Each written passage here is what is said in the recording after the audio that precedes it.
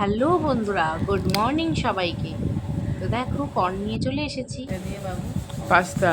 চলো, তো কর্নগুলো জলে দিয়ে সেদ্ধ করে নেব। আর সেদ্ধটা হয়ে গেল, খুবই ইজি। দেখো এবারে কেটে নেব, সব কর্নের দানাগুলো ছাড়িয়ে নেব।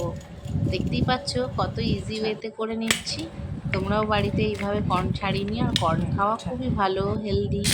তো দেখো বাটার দিয়ে দিয়েছিলাম কড়াতে, এর মধ্যে রসুন কুচি, পেঁয়াজ কুচি দিয়ে দিলাম, দিয়ে একটু নাড়াচাড়া করে নেবো।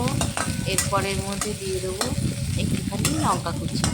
লঙ্কা কুচি দিলে আর তেলের মধ্যে রসুনের সাথে গন্ধটা খুব ভালো আসে। আর এর মধ্যে দিয়ে দেবো একটুখানি নুন আর অনেকগুলো সবজি বয়েল করা, দিয়ে নাড়াচাড়া করে নেবো। তোমরা কিভাবে পাস্তা বানাও অবশ্যই কমেন্ট করে জানিও বন্ধুরা। আর আমি তো আজকে বানাচ্ছি টেস্টি টেস্টি পাস্তা। তোর মধ্যে অনেকগুলো দিয়ে দিলাম কর্ন সেদ্ধ করে রাখা, আর দিয়ে দিলাম একটু ম্যাগি মশলা, আর দিয়ে দিলাম টমেটো কেচাপ, দিয়ে একটু নাড়াচাড়া করে নেবো। আর সেদ্ধ করে রাখা পাস্তাটা এবারে দিয়ে দেবো।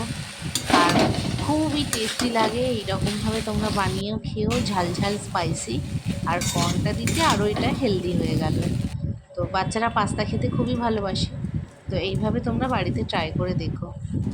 আর এই দেখো ওপর থেকে দিয়ে দিলাম গোলমরিচের গুঁড়ো। রেডি। খুবই তাড়াতাড়ি হয়ে গেল, আর হেলদি হেলদি খাবারও খাওয়া হয়ে যাবে। আর ওপর থেকে দিয়ে দিলাম অনেকগুলো চিজ। বাবুর জন্য তো গরমা গরম তৈরি। তৈরি। তোমাদের কেমন কে লাগলো বলে অবশ্যই কেমন? জানাও।